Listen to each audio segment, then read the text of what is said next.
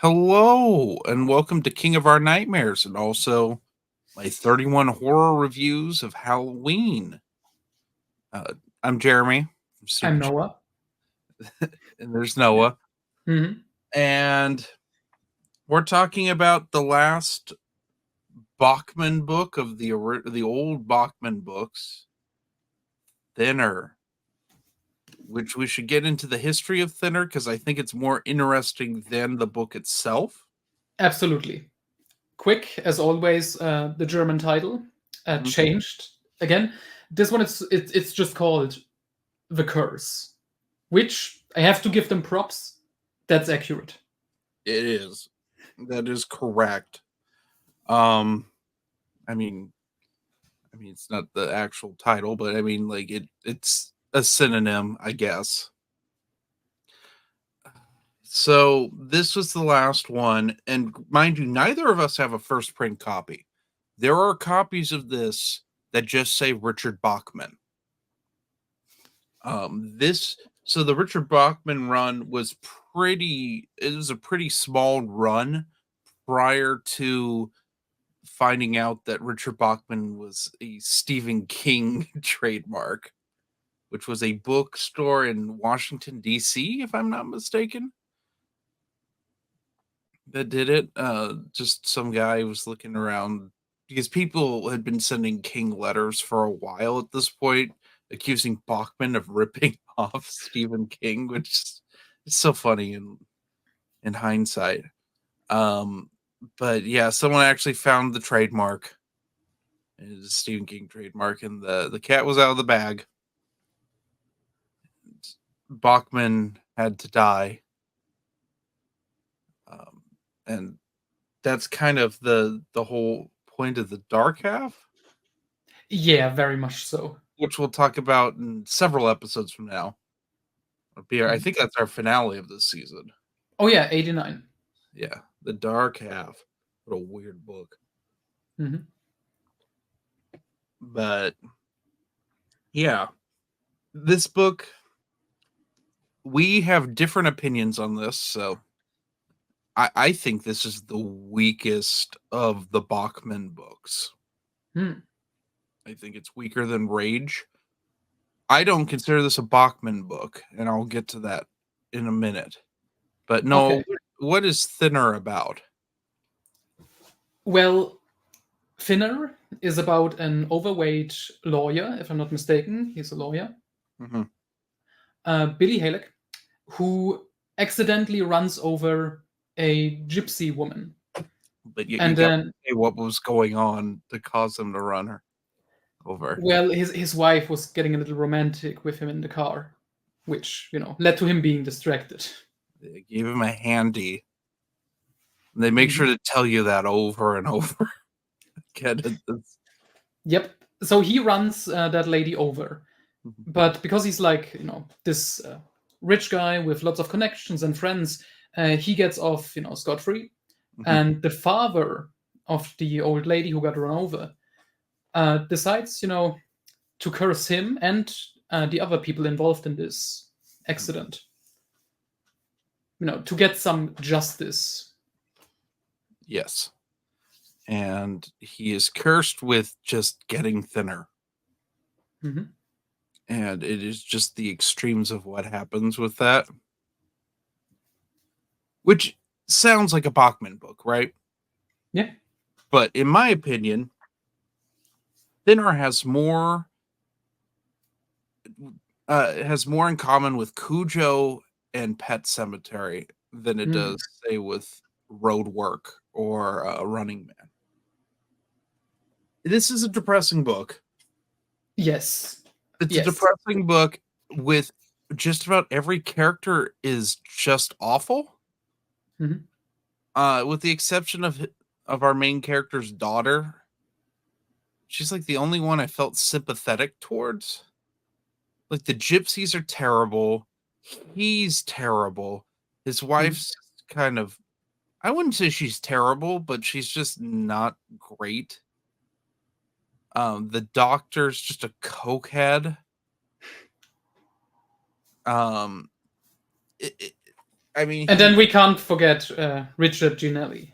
yes, when Stephen King writes gangsters, it's so strange to me. We will get to this again in another book very soon. Yeah, I know we'll get to it.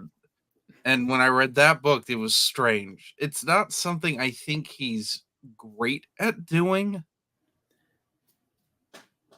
But I mean, it's fine. It's fine in this because I like what he does with it. And I think it's because it's not really focused on that. Yes, yeah, yeah. And I think Stephen King knows that he can't write crime families well. Like that's a weak point. Like I mean, he doesn't have real experience with that. He's no Mario Puzo, Mhm. you know. But yeah, I mean, there's so much sex in this book. I just have to point that out. It's not like it's graphic. It's not pornographic. It's just there's a lot of, especially at the beginning, there's a lot of boning. Probably the most boning we've had so far in a Stephen King book. I think it just I think The Stand would still take the cake there. I suppose, but that book's also like 4 times the size. And whenever there's a page count, that happens. He hits a certain page number, and we have to have, whether it's consensual or not, something like that. But I mean, it reminded me of Pet Sematary because that also in the beginning is kind of front loaded with the famous bathtub scene. So weird. The fact that made it into a movie, it's just priceless to me. That's like one of the things they kept from the book and put in that movie.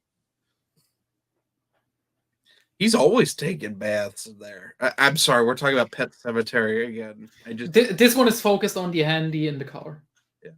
This has a movie. Have you ever seen Thinner? There's a fun story with that actually. So on Amazon Prime, I think you can only watch the German dubbed version, and I wanted to watch it in English because that was at the time where I was like, I understand English enough now. I want to watch it in its original language. So I ordered the DVD. Mm-hmm. And because in Germany you have to show your ID when you get like something that's like for adults only, like at 18, the product, the DVD. Oh. And Amazon changed something where you get sent a code that you have to give the mail guy to retrieve your package. But that didn't work for me. So the guy arrived, was like, I can't give you that. You have to give me like a code or something. I have nothing, and so I didn't get Thinner. Did you get refunded at least? Yes, I did get refunded. That was at least nice, but it's this Thinner, the movie is considered one of the worst King adaptations. That was Tobe Hooper, right? Yes, and it's probably his worst attempt at a King story. I don't know. I don't like it. I don't think it's very good. Aside from the fat effects are fine. I just remember thinking it was unpleasant and boring at the same time. I saw it back in high school, and I don't remember too much about it because I watched it and Graveyard Shift back to back. And needless to say, Graveyard Shift is one of the funniest things that has ever been made. So I would remember Graveyard Shift and its terrible Graveyard Shift song that plays at the end over Thinner. But yeah, I know that there's been a few top 10 lists of King film adaptations that are bad, and it always seems to end up like at number 10. I don't know if that's deserved because there's so many bad ones at this point. Yeah. Like I would rank it lower than say the Cell film adaptation with John Cusack. That's a worse movie. Or heck, the recent remake of Pet Sematary where they just rip off The Ring visually. Or all of the Children of the Corn movies. Yeah, do we even consider those films? That's the question. We shouldn't. It's the same with the Mangler franchise. Do we consider those films? Like, And then like some of these lists, I'm just going off on a tangent because I just want to point this out when people look at like, oh, these are the good King adaptations, these are the bad ones. Are we counting theatrical releases only, or are we counting the made for TV stuff? Because those are two different standards. You know, you can't compare, let's say, the Stand mini series, the original one, to say Christine, the John Carpenter film. They're going to look two different ways because one was made for TV and the other one was made for the big screen. Mhm. You know, and like they'll oftentimes on these lists, I see that they mix things like that, or they mix that King wrote the screenplay for it, but it's not actually based on a King book. Where does that fall in that? You know, I can't. If I was going to do a combined list, which I wouldn't, I couldn't say put Langoliers on the same list as the Thinner movie. The Thinner movie is obviously going to be significantly better than the Langoliers, which I thought that was in Skeleton Crew. It is not. It's in four past midnight. That's That 90s. We're okay. getting there. That was what I was like thinking. Like, when is this story going to show up?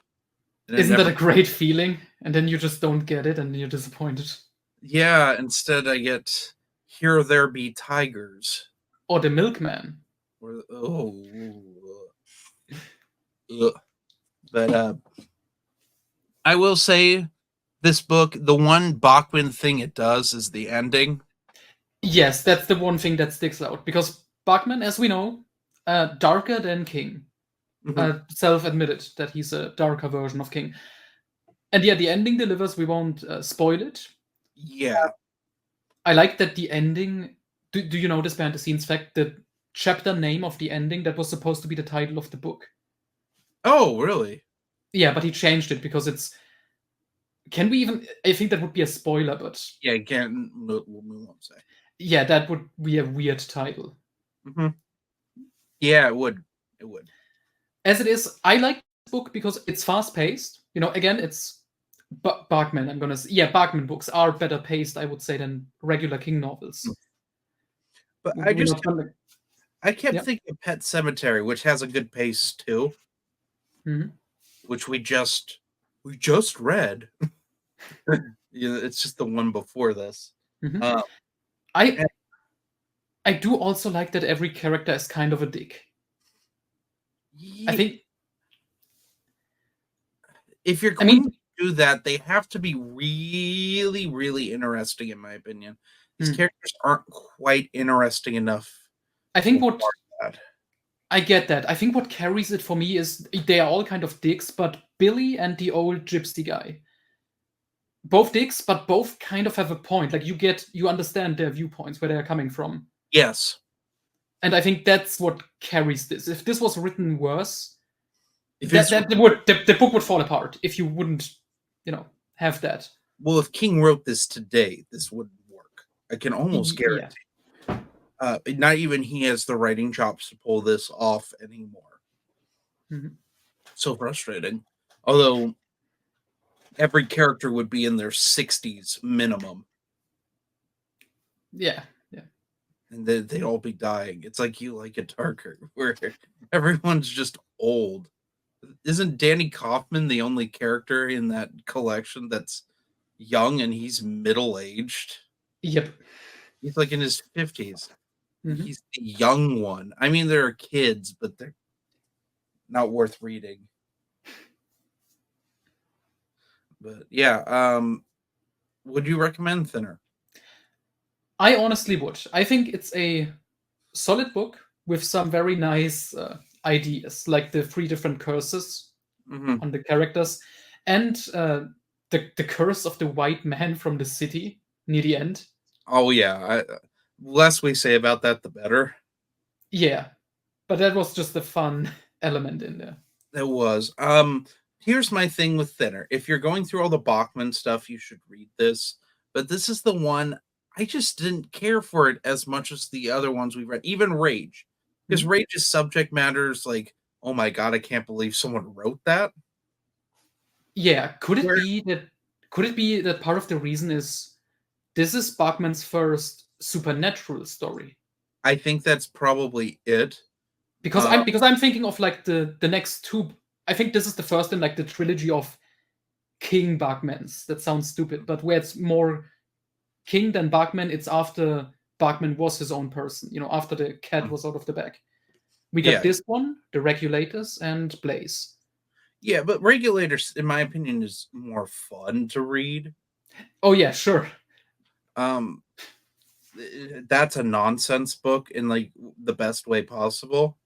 Mhm. But this is just like it feels restrained, if that makes sense. Mm. There's another Gary Bradner who wrote the Howling novels. He wrote a book on gypsies. It's called Rot. And it's a really gnarly book about a couple. They're not even a couple. It's a guy. He takes his cousin's girlfriend on a date, and then she's essayed because Mm. we're on YouTube, like brutally, and he's brutally beaten, and then they end up in a car accident. And she dies, and the gypsies bring her back, and she's just this evil thing now, Mm. and takes her revenge. I think Rot's, if you want a gypsy horror story, it's a better one than this. Mm. Although this is more approachable than that. Rot's nasty. It's a nasty book. Right up your alley, Noah. Nice. It's right up your alley in the foul department. Mm. Not Gary Bradner's best book by far, but I mean, Yeah. it was his comeback book because he had gone on like a hiatus for a long time. Hmm. But I give this, it's a solid 3 out of 5 for me. I would be saying 4 out of 5. Okay. Perfectly solid. Okay. We agreed a little more than I expected on this. Yeah. I Again, remember, I don't think it's the weakest Bachman. I would say it's like second place. I still think Rage is the weakest one. yeah, I just like I mean, I don't like the premise. No one should actually like the premise of Rage, but I think it's more interesting.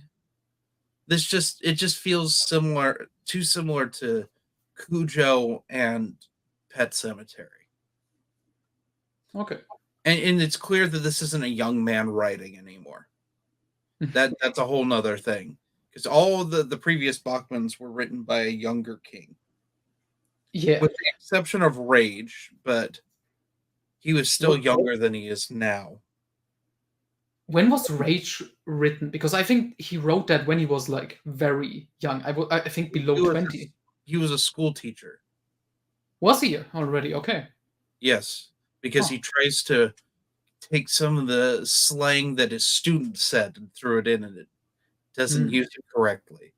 It's one of the things that makes Rage so weird. Imagine King writing that today with like the slang words of today. Well, his political views would be thrown in too, and then suddenly his guns essay will be put in. Yeah, but with the kids, imagine you're reading a modern Stephen King book where he writes kids, and one of them suddenly mentions Skibbity Toilet or whatever. Yeah, it does the gritty. I can't remember what that character's name is. Who's the protagonist of Rage? He's just doing the gritty over his dead teacher's body. Fucking terrible. But anyway, join us next time as we review the second King short story collection, Skeleton Crew. Ooh. Have a good one.